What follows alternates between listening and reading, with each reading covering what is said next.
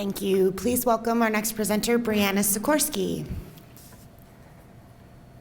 Last year at a conference, I saw a film that I felt captured the essence of my research. It was called 1,000 Invisible Chords, in which changes at the smallest genetic level could have cascading effects on entire ecosystems. Now, some of you might think of this in terms of the butterfly effect, but our universe and our world is full of complex processes that are nonlinear, and it's so interconnected.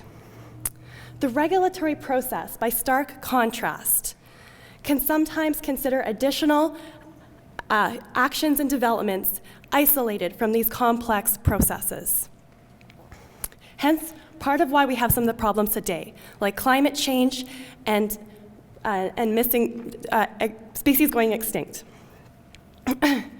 The regulatory process has failed to consider a more complicated class of environmental effects called cumulative effects.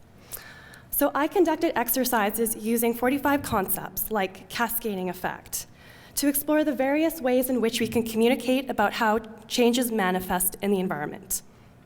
It was important to include the perspectives of both practitioners and scholars.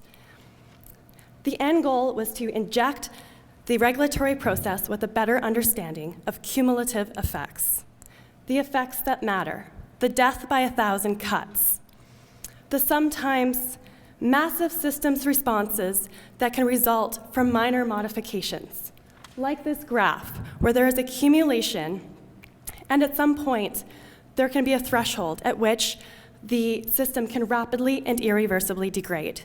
It is important to talk about these processes with experts of different backgrounds and to avoid some of the mistakes in history, like DDT and bioaccumulation that almost wiped out certain species of birds and contributed to birth defects.